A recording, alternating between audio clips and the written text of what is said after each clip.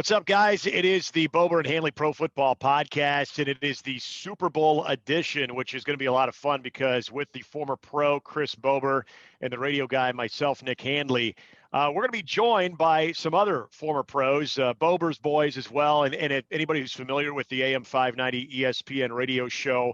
In the last, what is it, Chris? Probably the last 6 years, we've done the Super Bowl roundtable, and with COVID, unfortunately, we're unable to get together at a bar and to talk about the big game. So we're going to do this whole Zoom thing virtually. So in our final half hour of the show, we're going to be joined by two-time Super Bowl champ Dave Tollefson, former Minnesota Viking Kenny Onatolu, and of course Chris, who's been with me the entire time, also being a part of a Super Bowl. So yeah, I mean, this is how we got to pull this thing off. Yeah, you just got to do what you got to do. I know it's kind of crazy with the Chiefs being down there and everything that goes with the Super Bowl. You got a lot of guys like me would head down to the Super Bowl, even if they don't go to the game. A lot of players go to the parties and they have health screenings, they have union meetings. Mm-hmm. They have a lot of things for players to do, but they're doing none of that. And the only thing we've done is like virtual stuff. We've had virtual conferences, which isn't nearly the same. I would have really liked to have been down there just because the Super Bowl I played in was in Tampa. And my daughter's dance team is scheduled to be at the Nationals this week. So I could have went down there and kind of stayed over there in Orlando and just drove over for some activities. But now we just got to watch it all on TV and hope, from the Chiefs' perspective, hope we get the same result. So they can't sneak you in? I mean, come on. Kansas City alum. You already got family business out there. I figure all they got to do is stick a shot in your arm. You should be good to go, right? Yeah, well, I'm not nearly high enough on the totem pole to have any sort of access. But honestly, no one really is. Lot of all the players I know, no one's going down there. So it's a virtual event this year for us. I see you got the basement, the man cave ready for the Super Bowl, though. It looks like this looks a lot different than what we have been seeing all throughout the year. Yeah, just the wife said that if I came down and helped her paint and get it all set up, we can get a big TV. So that's what I got. That's where I'm going to watch the game this Sunday, and I'm sure I'll be spending a lot more time down here. But it's nice to have somewhere to go just to watch some TV and watch the game. I figured since we're typically doing this at our other Super Bowl roundtable, I got a beer. I'm going to be doing that in the Bears. One can wish someday maybe I'll be saying, hey, this team's going to be playing in it. Probably not, but you kind of mentioned something that I do feel is probably not. It probably doesn't weigh on a lot of the football fans' minds for this game, whether you're a Chiefs, Bucks fan, or just someone who's looking forward to watching a good football game is. And you've been through this, and we'll talk with Dave a little bit later too, because he's been through it a feit times.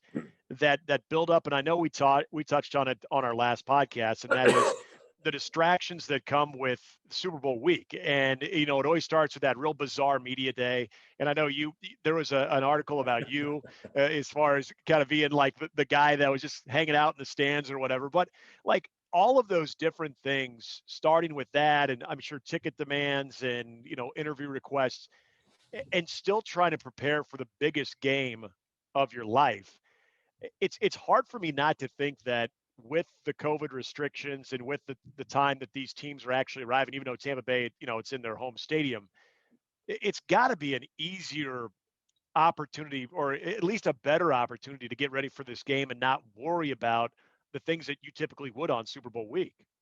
Yeah, I think there's an advantage to really not having to be down there for that. I know that when I played in it, we really got most of our physical work and our game planning and stuff done the week that we were at home. Then on the Sunday before, we went down there and we'd practice, but there's a lot of distractions. I mean, I think we practiced at the Bucs facility and there's planes flying over and crowds everywhere. You got to take a bus and get escorted everywhere. And then you go back to your hotel and your family's down there, your agent's down there. There is a lot of distractions. So I think the Chiefs might have an advantage being at home. They're really, really separated from that. The only difference is they got to take a plane ride to get there. Other than that, it's very weird to have the non-hoopla for the Super Bowl. And while we're going to get probably more of a game type atmosphere with like regular season or a playoff type game, maybe some of these players are missing out on just that experience, of what it's like to have the whole world descend on this game. Yeah. It's not going to happen this year. Well, and I'm sure as much as it's a distraction and it's probably kind of a healthy distraction, but as you kind of pointed out, it is kind of a memory though too. I'm sure at the time you're like, "Oh my gosh, you're getting pulled in so many different directions. I got a freaking football game to play." But I would assume that you kind of look back on it and you kind of embrace the chaos of it. You probably say, "Man, that was pretty cool." There was a lot of distractions, but it was kind of cool. So, you mentioned they miss out on that because there's so many different things going on. But I mean, I got to assume that's part of the experience. It's probably one of the more, part of the memories that you have with that whole experience. It is. It is. I was looking through some as we clean this basement out.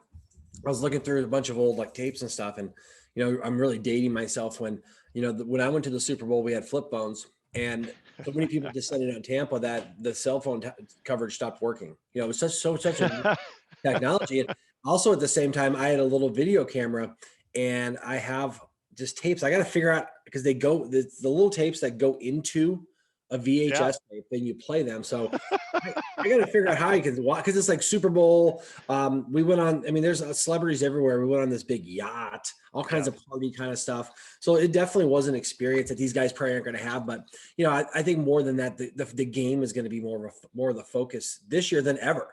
Well, every time I was at the Super Bowl, I couldn't believe it that even though it was just flip phones, everyone was on their phone. So the game at the Super Bowl is a very different atmosphere. That's why I love the championship games because they're football based. The Super Bowl is a lot of celebrities, a lot of it's all about the halftime show and stuff like that. So this year, I mean, they'll just roll right into it and play football. Well, and the historical part of it, as we've seen and it's been talked about, is we've never had a host city that team actually make the Super Bowl like Tampa Bay. Yet it's not going to have the same kind of effect as it normally would. And I know the Vikings a few years back when US Bank Stadium hosted it, they were a pretty good team and people thought, well, they could make it and they came just short of making the Super Bowl. That would have been unbelievable. That would have been a ridiculously like amazing atmosphere for the Minnesota Vikings and for the Tampa Bay Buccaneers. They do have the luxury of being at home, sleeping in their own beds, and that's great.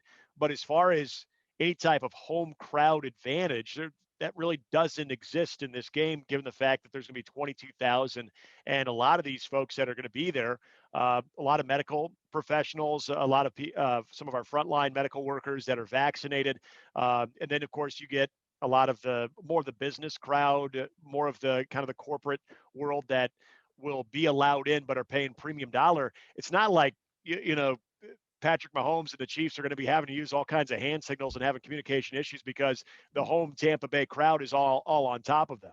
And you would have had that anyway, just because the tickets are evenly divided. It's not really for local people, but you would have probably more of a home field advantage in the city, whether it's, the flags up everywhere, people outside the stadium for the experience. Those would have been all Tampa people, where I don't think they're going to let any of them anywhere near that place this year. Yeah. So it's going to be very much a neutral site, and they won't even let them shoot the cannons after. Right.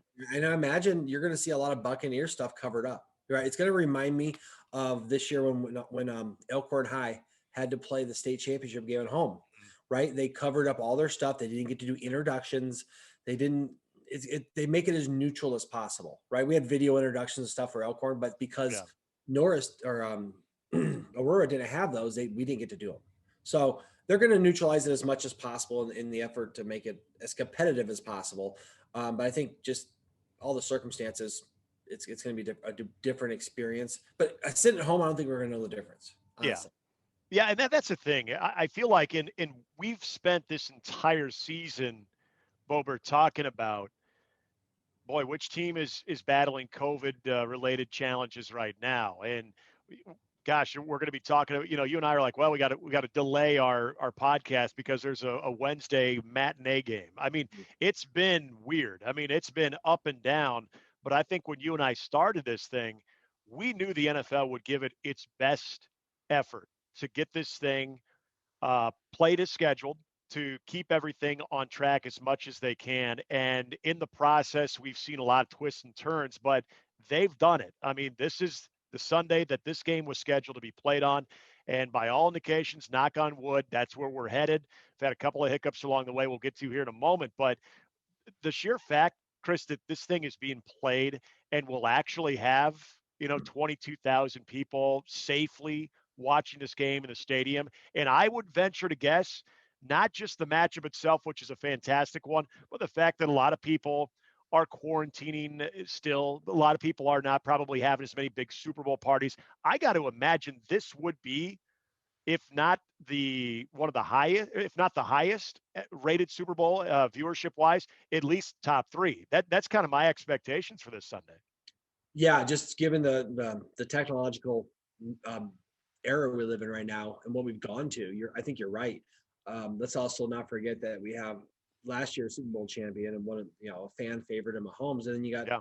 the greatest of all time and Tom Brady trying to keep adding to his record. So um, it's amazing that the NFL got to this point, and it's amazing what they will do when money is such a big factor. Right now, this is a multi-billion-dollar industry, and they took every single precaution possible.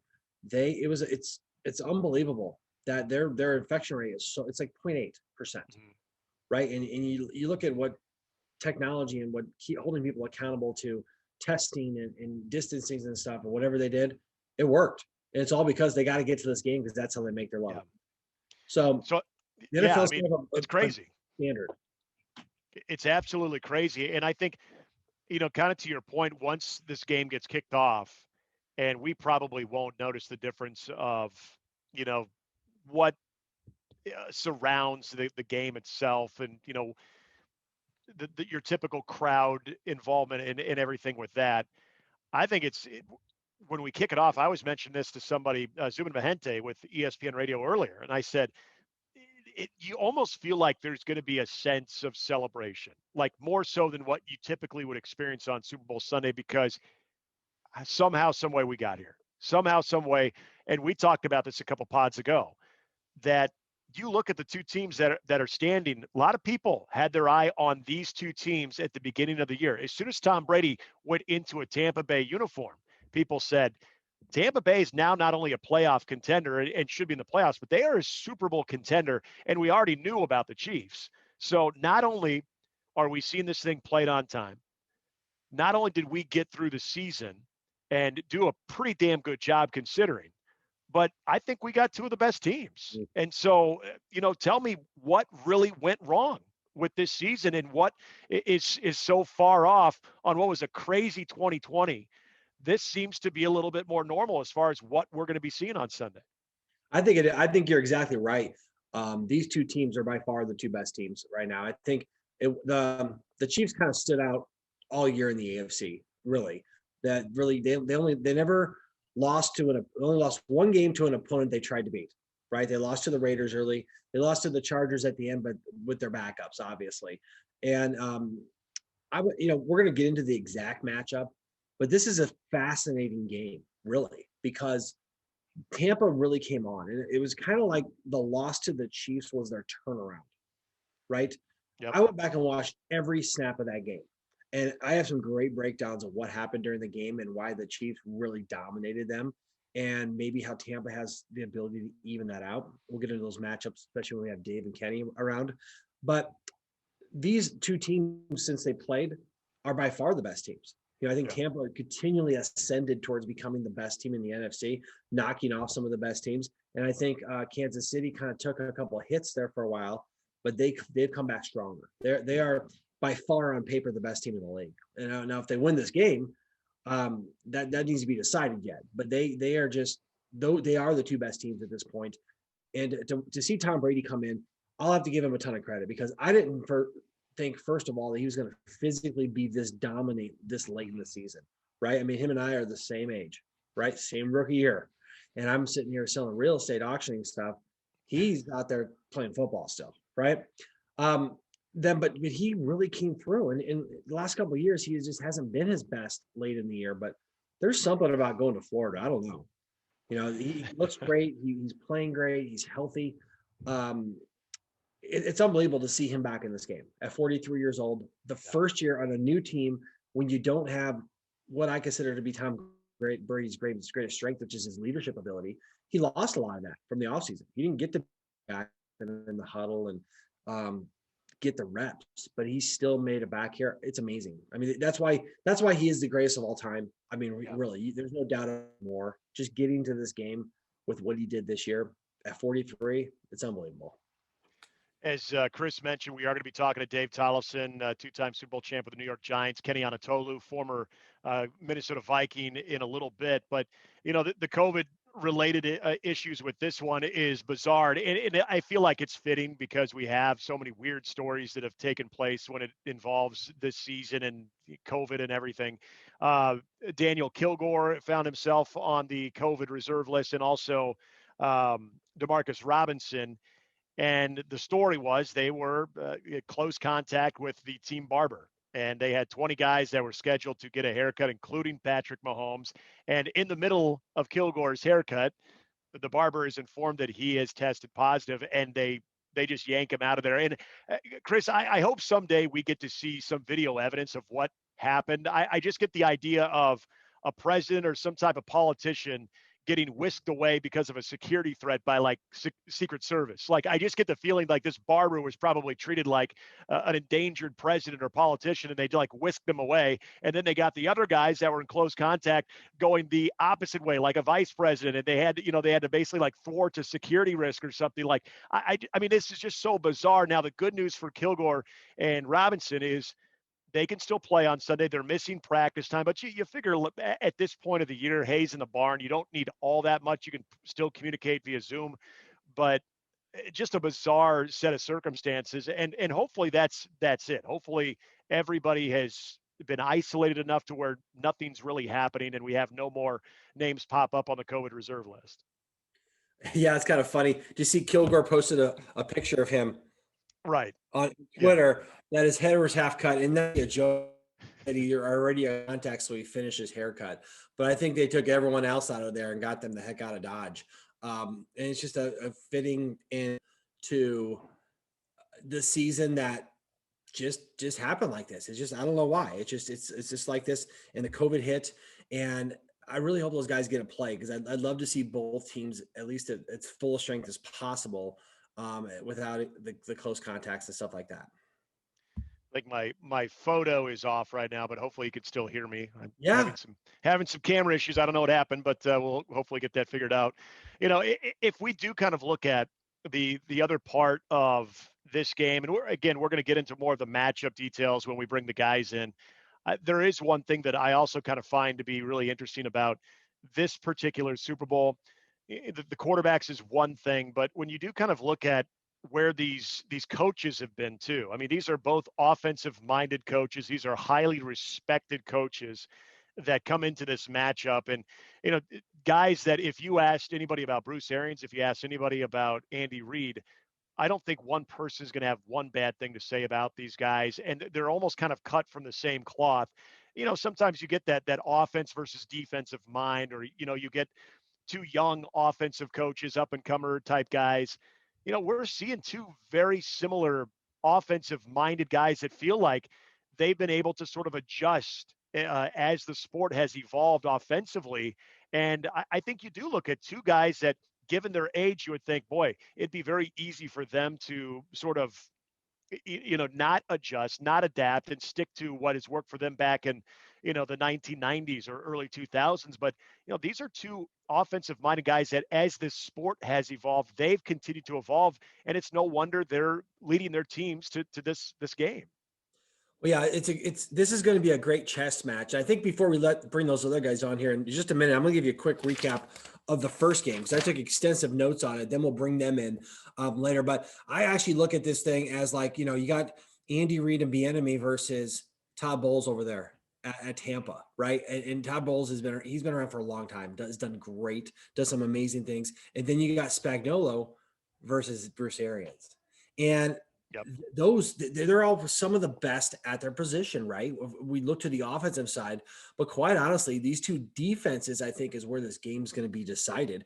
I went back and watched this because I know we're going to bring them on just a second. So let's quick recap, because then we'll ask them about coming into this game. But I was so interested. I watched every play of this game. I went back and watched the coaches film. I watched the all 22 in the end zone, and it was amazing to me how much Kansas City kind of dominated this game. I mean, they came out and everyone thinks like that Tyreek Hill just was like a world beater. Tampa got super aggressive. They were playing a single high safety, either running cover 3 or cover 1 with man across the board. And it was Mahomes and Andy Reid's game plan that they had to figure it out. They knew everything that they were doing. Todd Bowles hardly blitzed the entire game. And the Chiefs just kind of had their way with them. But then you look at the defense, they really frustrated Tom Brady. They took him out of his element. They didn't let him convert on third downs. They did a lot of stuff. And again, we'll get into how these guys are going to match up, but the Chiefs really dominated so much. They went up 17-0. It's the second quarter. Shaq Barrett goes out. I think he got a little dinged up. He comes back in this game. The Chiefs are driving again, and he gets a strip sack. It wasn't even a strip. It was like a whack.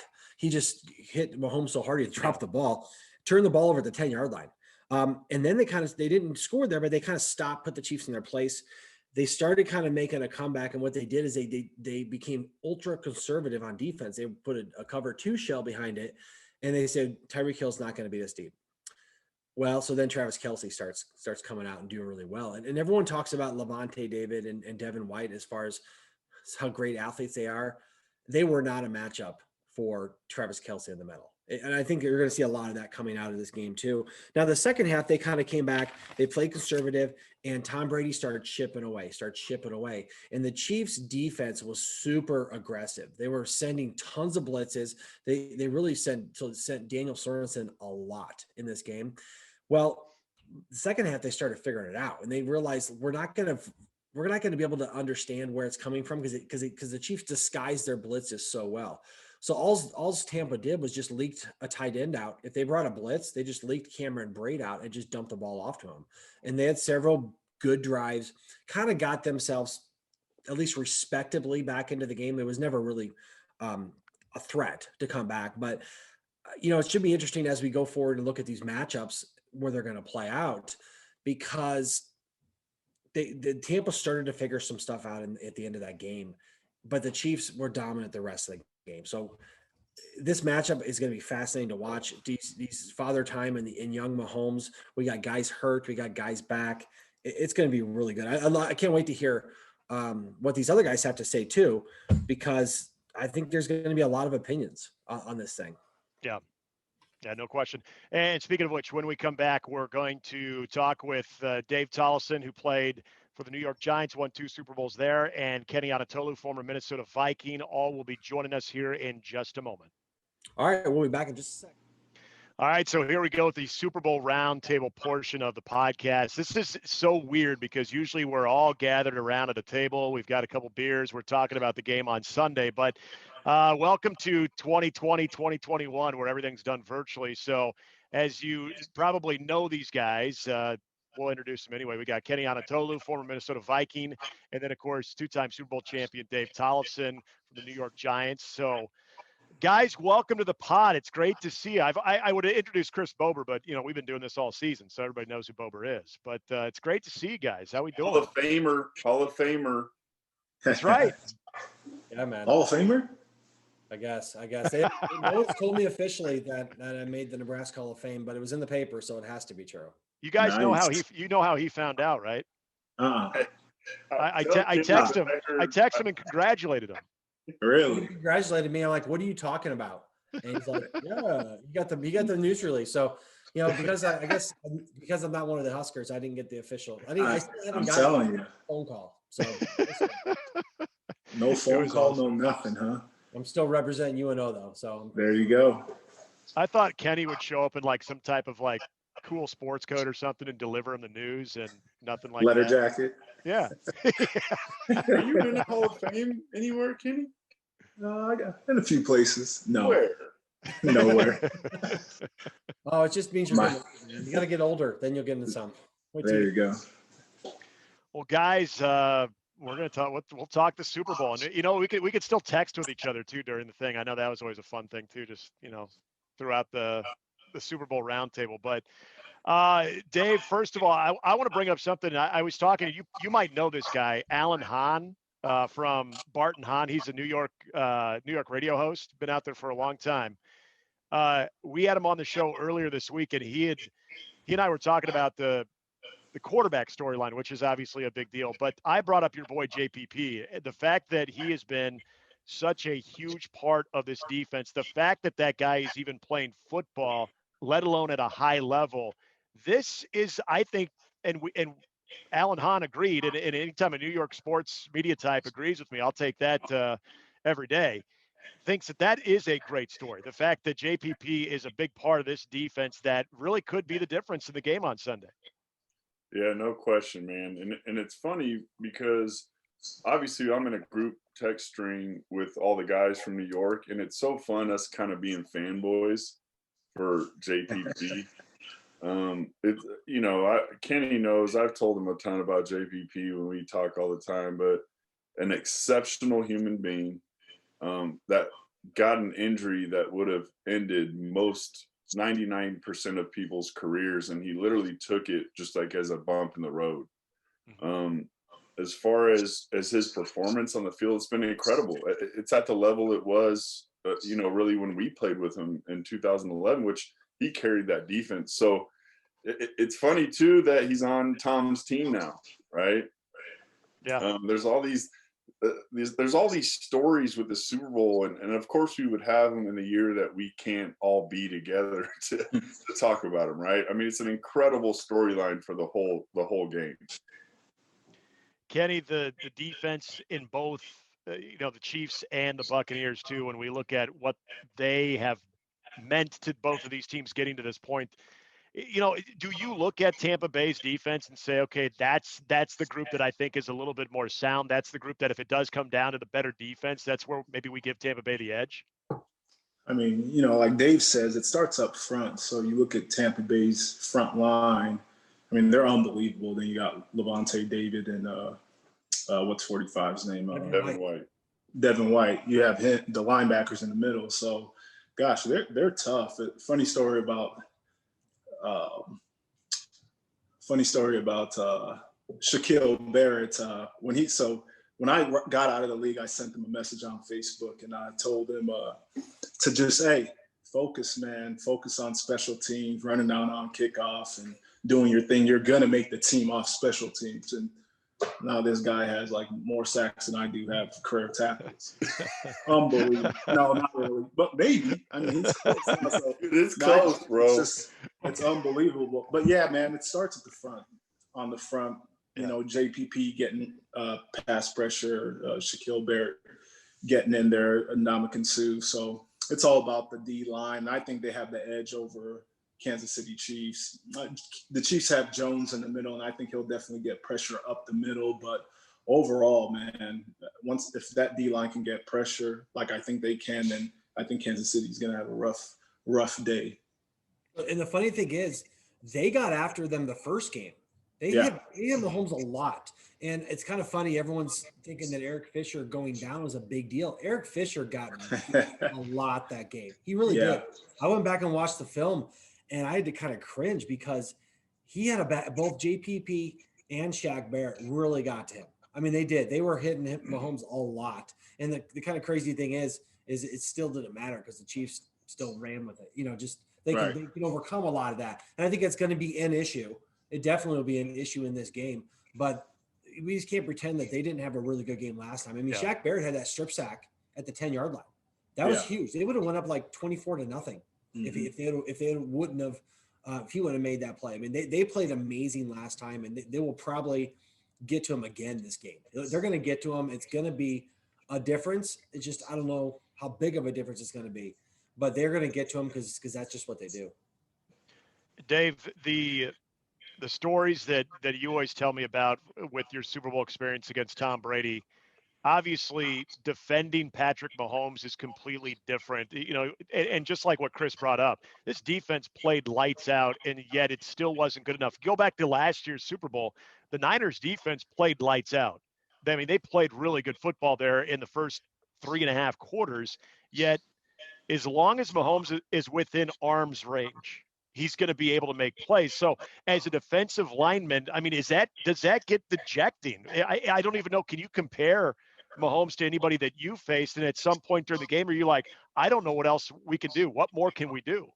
So Patrick really reminds me a lot of Aaron Rodgers playing against him, and I'm sure Kenny would say the same thing. Yeah, I think the big difference between a guy like Patrick and Aaron, and then you have Tom, it is Patrick and Aaron can throw off any base. They don't need their feet set, and they have any arm angle. I mean, they can do a lot of different things from different positions. Tom's really a timing guy, right? So when I look back on how we played against Aaron Rodgers, we played against him in a divisional game in 2011. And to be honest with you, as kind of dumb and stupid as it sounds, you got to get a little lucky that he misses some guys. You just have to kind of get the pressure that you can on him, and hopefully get him a little frustrated, because he's going to make the throws. I mean, I just playing against Aaron, and again, me thinking Patrick is basically Aaron Rodgers on steroids with his mobility and the ability to throw the ball anywhere on the field. You bat some balls down early, try to get some hits on them if you can, but don't force anything. I was thinking about that when you guys were talking about the defensive line, and the beauty of it with the Tampa Bay Bucks is all those guys kind of complement each other. They're not just all edge rushers. Shaq and JPP are quite a bit different in how they approach their pass rushing game. And then you have Sue, the big guy at the middle, pushing. So that's going to help. They're not just running upfield. So what they used to say, you can't stop them, you can only hope to contain them, or something like that. That's kind of what you're dealing with Patrick Mahomes. Yeah, Kenny, if it's not Patrick Mahomes, it's especially a guy in a position that you played, linebacker, having a matchup every now and then with a tight end. You've got Kelsey, but then if you think of the secondary, the speed of Tyreek Hill, that combination between Mahomes, Kelsey, and Tyreek Hill like death by 1,000 cuts. Like, again, kind of a similar question I asked Dave. As a defender, you can do only so much, but at some point they're going to get you. So, I mean, what is the mindset in trying to defend that? I think it's getting that 4-man pressure, not having to blitz any extra defensive backs. So you have 4-man pressure and 7 deep, and 7 guys that can just play in coverage. Levante David, I think those guys are excellent cover guys. So it's all about that 4-man pressure. If you can get those 4 guys and only those 4 guys getting a little pressure, then you have 7 guys back, and you have Spag. Spag's great. Dave knows this at mixing it up. He's played in the big games. So just mixing it up, changing things up, and just not getting beat deeper than the deepest. And that's hard when you have, Cheetah on the other side of the field. So, Chris, we haven't spent a lot of time in the last probably couple of weeks on this too, the offensive line matchup. And you mentioned Fisher's out. The Chiefs have kind of rolled with this all the way from the beginning of the season to where they are now, where they've been able to sort of adjust on the fly.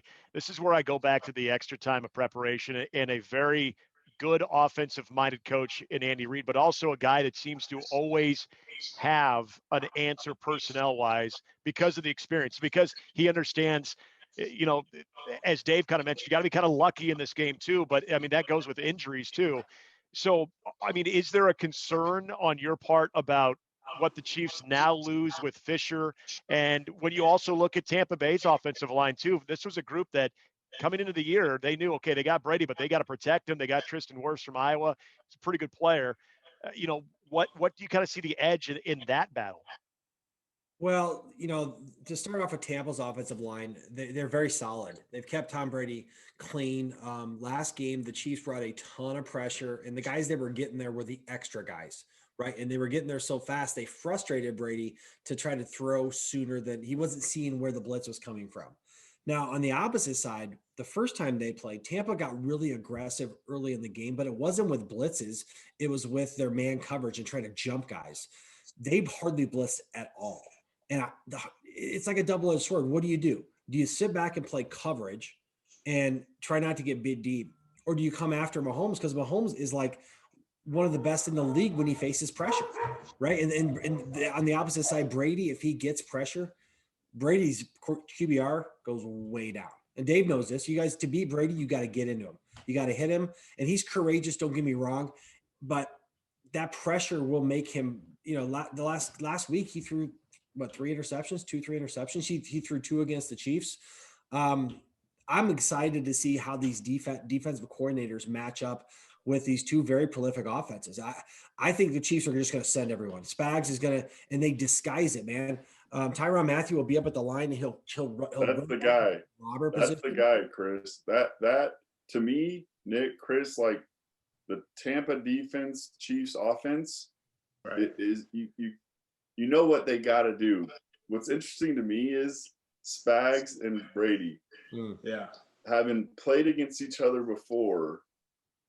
There's going to be a chess match. You know this, Chris, Kenny. Like they're out there playing chess, not checkers. And the guy I want to keep an eye on is Tyrann Mathieu, right? Oh, they're using him like crazy, and they've evolved on defense, right? They've played a lot of cover too. They play a lot of man, but then Tyrann Mathieu is like a wild card.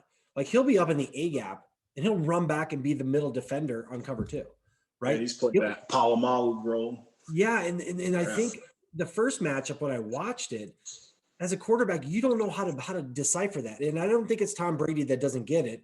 It's his receivers around him. They haven't been with him long enough to know how to adjust. That's why I think when you saw success against the Chiefs in their first matchup, it was with him and Gronkowski, who have played together. They know how to get between those seams. They know exactly where to be. And not having that offseason and a pressure package like Spags is going to throw at you, I mean, it's going to be tough. That's why I think Tampa, if they want to go out and have some success, they got to hit him deep a couple times. They missed several of those to get the first time. If they can just make a play down the field, I think that kind of changes the attitude, because first matchup, Chiefs didn't even care. They're just sending everyone. Yeah. And they just didn't beat them. They didn't find a way to make them pay for sending too many guys. I'm pretty sure they'll have something for it, but so will Spags. So that's the matchup. That puts so much pressure on an offense when you're playing against an offense like the Chiefs. Right. Because it happens so quick, and say you get a 3-and-out, you're like, we got to get points. You know, I think like every game this year, there's been like a 21-point run damn near by the Chiefs at some point. Yeah. Where you're like, they just scored 21 points in like 8 minutes. Like, what just happened? Right. So, yeah, there's a crazy stat I came across for the Bucs offense. So out of their 10 offensive touchdown drives in the playoffs, 0 of them have been for 75 yards or more. So I think it's pretty critical for Kansas City to make sure you start Tampa Bay back, because in the red zone, I think Tom Brady's like 36 touchdowns, 0 interceptions all season. So long drives, Kansas City Chiefs, and you'll have a good chance of, getting them off the field. But if you give them a short field, kind of like, the Saints and the Packers did, I think they'll be in for a rough one. So I thought that was crazy. Zero touchdowns of 75 and yards. Tampa balls out in the red zone. They held the Chiefs 0 for 3 last time in the red zone. So they play good red zone defense. They got a chance. It's just I think they got to play, keep the Chiefs playing behind the sticks, right? Okay. Shut them down on first and second down, maybe pressure them. And the Chiefs can convert 3rd and long, but at least maybe you give your defenders a chance to get to the quarterback, because they need to wait for those plays to develop. That's the Chiefs are making my hands sweat talking about their offense, man. Seriously, so fast. What do you? I mean, obviously, like, I remember playing against in 07 against the Patriots twice with Randy Moss, and he was probably as fast as Tyreek, but a lot different type of runner, right? A long strider. And so you kind of knew, let's always keep someone over the top, which we did that, and they still got beat. That's another story. But Tyreek, like, you could pitch the ball to him. Right. I mean, it's such a difficult matchup. And I think you hit the nail on the head, Kenny. Those two inside guys, they got to have a big game. They really got to protect the middle of that field where Kelsey really takes advantage. Because if they don't, it's going to be a beast for the corners and safeties, man. Yeah.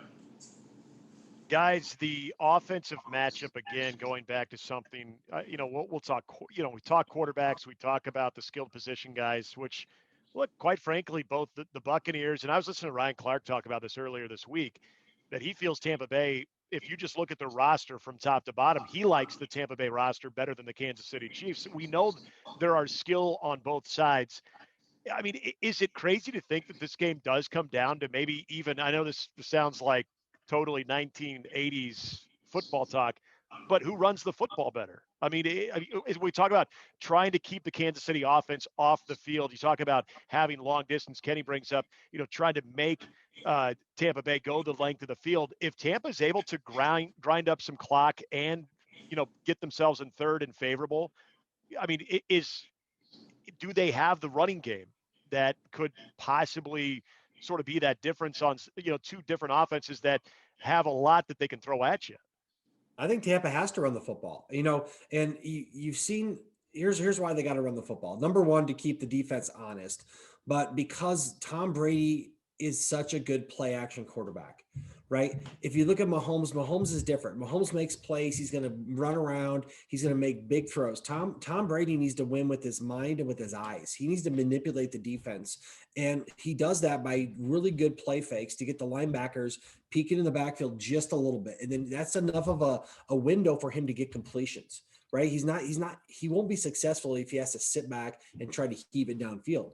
But as long as they keep up this perception of running the football, well, then the defense has to honor that. And that's to Tom Brady's advantage. That's why they run the football. They don't do it because they need to. They do it because they need Tom Brady to get comfortable in a play action setting. And that really helps him out. I don't think either of these teams is going to get a lot of running yards, but they're going to run the football to set up the pass game. And that's what I was just looking at on my phone when we were talking. Last running back to rush for over 100 yards was in 2014. It was Marshawn Lynch. Or no, Williams last year had over 100, didn't he? Yeah, he did. Yeah, okay, but prior to that. And then prior to Marshawn, it was, this is where it gets funny. Earl Davis? Was Dominic Rhodes. The Colts? Yeah. Oh, against the Bears. Oh, my God. But that speaks exactly to the point that you said, Chris. You're not looking for yards. Yeah. You're looking to keep the defense honest. Right. And so if you can do that, it's only going to help both offenses. Listen, really what it comes down to in my mind, why it doesn't matter, both these quarterbacks are making a crap ton of money. So they better win you the damn game. I mean, right. Think about the economics of it. They didn't get paid $500 million to hand it to Edwards Leclerc. Right. The other thing that Tampa does really well, and it's all Tom Brady and what he does, is they run the ball in the red zone. And I think that's to the detriment of the Chiefs. They're not a great red zone team because they don't run the ball that well. But Tampa will run the ball in the red zone. That's a big down for them. The last thing to throw in there about Tampa's offense that really impresses me is Tom Brady's ability to win on third down. Last week he threw, I think, 9 passes of 12 yards or more, and 7 of them are on third down. Right? He's killed the Packers. Very good at converting third down. And that's going to be some of the teams are going to probably try to send pressure. And if they want to be in this game, they got to win some on third down, and they got to win 1-to-1 matchups with pressure in their face. And Brady, he'll throw it to you. You just got to catch it. He'll throw it to you. It's crazy saying that because that's like a Favre quote. Like Favre's going to throw it to you, so catch it. But Brady, he'll throw it to you, man. He has it. It's what is it? No risk it, no biscuit. Yep. And that's the Arians' offense too. Yeah, it's like throw it up. So I think we saw with the Packers, gosh, those guys, that first half, they just, I don't know what was going on. Maybe they were tight.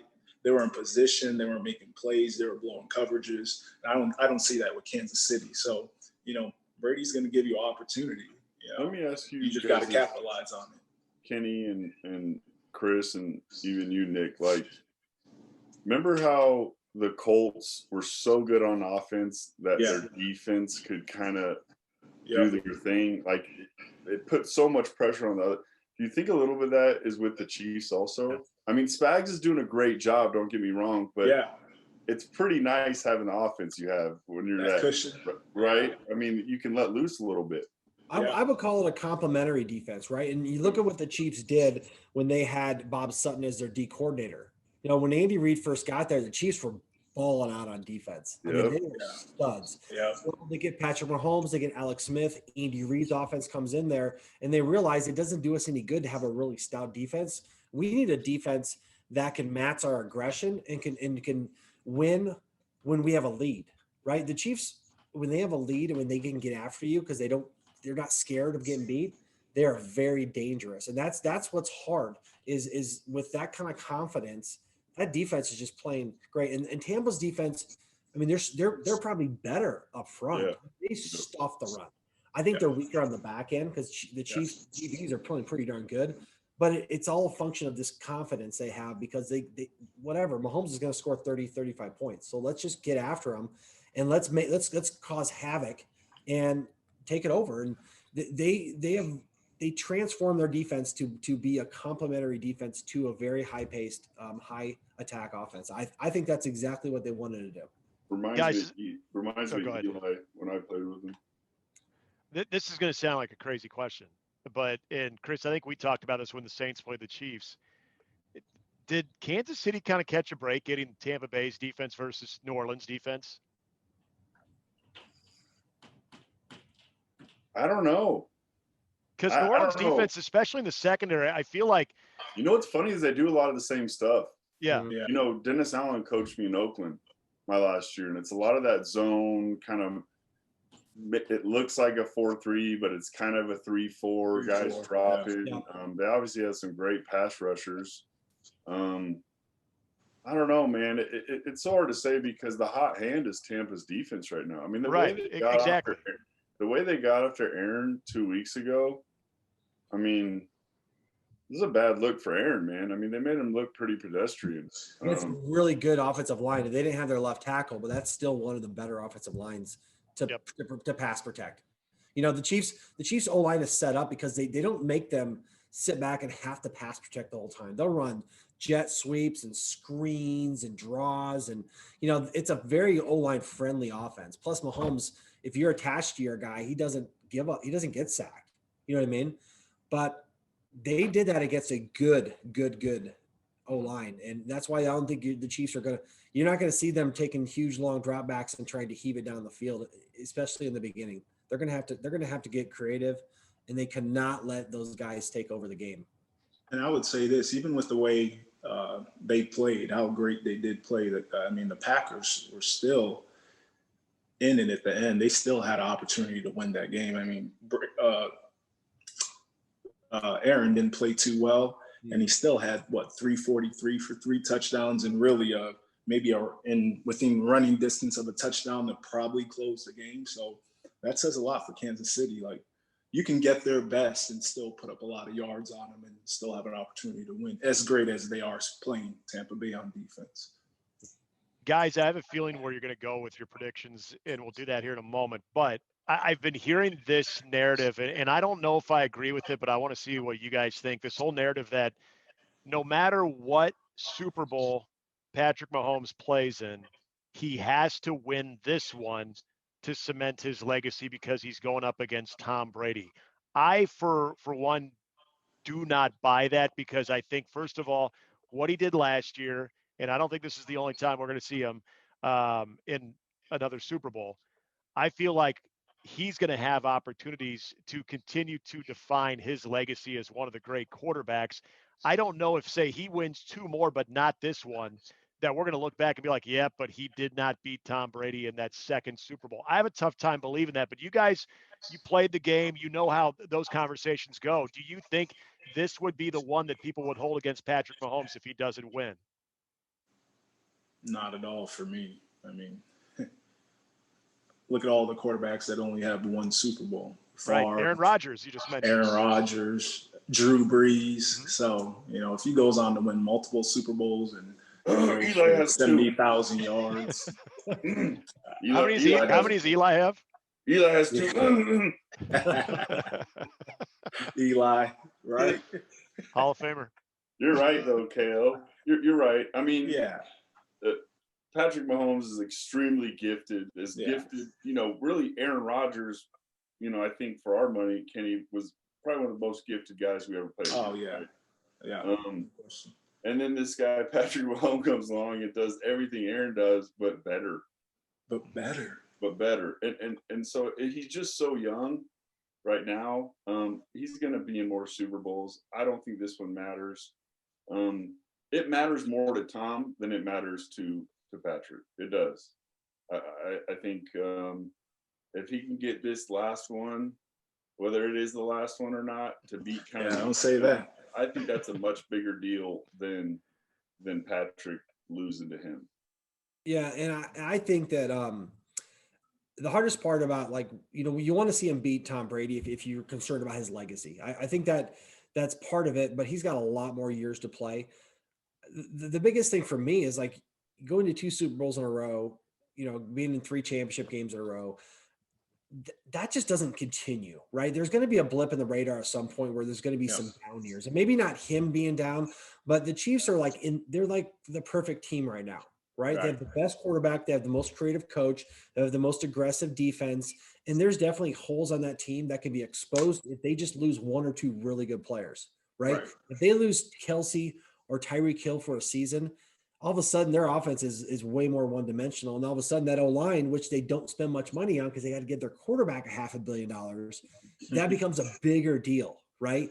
But they are in a time period where they have it all. So I think they want to maximize on that. That's the point more than anything, because they're going to have Mahomes is not going to be in the Super Bowl every year. If he plays 10, 15 years, I doubt he gets there as many times as Brady does, because he's not going to be in a system that's sustainable for 20 years. This run's going to come to an end at some point soon, and they're going to have to rebuild around a huge contracted quarterback. And they're going to, who knows how long Andy Reid's there. I just think that maximizing the ability they have right now is important, but he's going to have more chances, but not as, I don't know if they're going to be as good as they are right now. They're so good. That's what makes Tom Brady's legacy so incredible, is we're talking about, adversity that a quarterback on any team. Aaron Rodgers, we've seen him carry the Packers, maybe not to a Super Bowl. They had a great defense that year, but really carrying them through a season. Tom Brady obviously has done more with less than many other quarterbacks. And we're going to have to see that from Patrick, right? We're going to have to see, Tyreek get hurt, Kelsey gone for a season. What really find out everything. They're riding the gravy train right now, just like Chris said. They really are. I mean, and this doesn't happen in this current state of the NFL with the salary cap and whatnot. So his legacy is he's got to wait till he's at least 40, 3 years younger than Tom. Oh, Tommy, man, you guys are younger and you're done playing. Tom and I had Brady and I had the same rookie year. That tells you how old he is. Oh, seriously. That's crazy that he's still playing. We're the same age. Isn't that nuts? Are you really? No.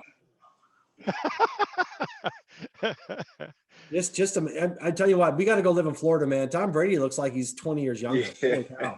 He's tan. He's just chilling out. He's played longer than our 3 careers combined. How about that? Yep. Does he sleep in the hyperbolic chamber like LeBron? Do we know? I think he's sleeping in a coffin like that. He just doesn't eat anything about like vitamins. He's made a little bit more money than us 3 combined too. Yeah, that number is bigger. All right, guys. We will do what we typically do to close this thing out. We'll get predictions to go around the horn. I think I know where you guys are all going here, and we might be, for the first time ever, all on the same page, but I might be wrong. Bober, let's start with you. How do you see it? All right, man. Well, of course I'm gonna go with my Chiefs, man. I'm hoping to get a ring. Look at that. Bring it out, man. But here's what I'll tell you this way. I think Tampa could win this game, but for them to win, they need to get probably +3 in the turnover margin, right? They need some things to go wrong for Kansas City. That's their path to win. I think the Chiefs, I think it turns out a lot like last year's Super Bowl. I would not be surprised if Tampa comes out and actually has a lead in this game, right? Maybe 10-0, 13-0. I just don't think that I think the Chiefs will step on the gas at some point and just kind of run away with it. If I had to guess a score, I'd say like 38-33. Win by, not close. I think it's outside of a field goal, but maybe not quite a touchdown. I think that they pull it away. But again, I think it's going to be a good game for a lot of this game. Kenny. One name, Bill Belichick. I just think he's gotten a bad rep this season with what Tom Brady's doing, obviously. And I think Tom Brady's really going to miss him this game. I think we take for granted all the inside, all the nuances of just coaching in the Super Bowl and what he's done to prepare Tom for all these Super Bowl runs. And I think this game's going to show it. So I'm going Kansas City Chiefs 32-26. I like that, the Bill Belichick reference there too. It's a factor. Hey, that I can buy that. Yeah. All right, DT, what's up? Oh man. You got your boys on one side, Spags on the other side. It's worlds colliding. It's really difficult, and I'm super excited for the game. Like, there's so many storylines, like I said earlier, not to mention what we haven't even dived into yet, as far as some of the racial things that are going along with our country right now. We got 4 African-American coordinators, on both sides of the ball, which is incredible. Yeah. I mean, there's a lot coming in outside of the game. And then you actually dive into the game, you're like, wow, this is a pretty good matchup, with their offense, Kansas City's offense, Tampa Bay's defense, and vice versa. And their special teams are both really solid. But I tell you what, man, can't bet against them, can you? You can't bet against them, can you? Can't do it. All right. Won't do it. Won't do it. The GOAT gets his 7th ring. I just love the sound effect. Rings. And I think he ends up, when he wins this game, he goes down as one of the greatest American sportsmen ever. I think he already is. Yeah, I mean, he's up there with Michael Phelps. Oh yeah, Jim Thorpe. Yeah. I mean, and I know it's a team game and it's difficult, man, but you get 7 rings, and to get 1 is nearly impossible. It's impossible. It's an unbelievable accomplishment. What's your score? There goes your unanimous. I know. It is Tampa Bay 32, Kansas City 28. They get stopped. We got a good one on our hands. They get stopped driving into the end zone by Tampa Bay's red zone defense. Fumble out of the end zone. Can't kick a field goal to win it. The game's over. Go for it. JPP make the stop? Oh, yeah. With his 1.5 hands. Yeah. I'm on the Kansas City train on this one.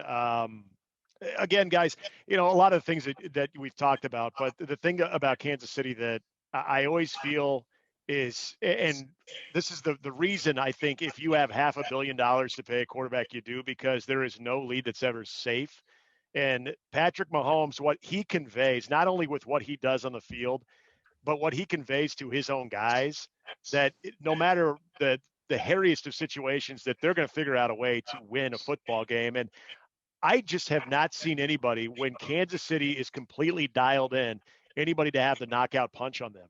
And so until I see somebody be able to deliver that knockout punch on Kansas City in a big game, I can't bet. Just like Dave can't bet against the GOAT, I can't bet against this Kansas City offense, because I feel like it's unstoppable until somebody actually stops them. They're like Drago until Rocky shows up. So I'm rolling. I'm rolling Kansas City to go higher, so he sees him tackling and sacking the That's best. true. It's true. It's a little self-motivated, but that's okay. The reverse image of the junk sack. There it is. Yes. You can see the smile on his face. You can see David smile by where he's touching him. Why is NFL Stats and Info still not credit you a sack for that? It's malarkey. Absolute malarkey. Hey, and real quickly, I want to mention this. So I got Dave and Kenny. I got something arriving to the house here that I need you to sign for our little boy. There Make you sure go. I got to get a personalized autograph to Reese, so he knows that the guys actually signed it. Great work. Great work on that. We can't wait. We cannot wait. No, that'll kick off a national book tour. Yeah, he should. Travel around the country. I just ride Kenny's coattails, man. Stop. Hey, he killed it with that book. It's unbelievable how. I mean, it's really a blessing that I have a friend like him that wrote something like that. It's awesome. Appreciate it, brother. Guys, thank you so much for doing this. Get back to your families. Enjoy the game on Sunday, and I know we will all be talking very soon. All right, guys. Have a good Is one. that a sheep? Take care, guys. It's not a game, it's a rich thing.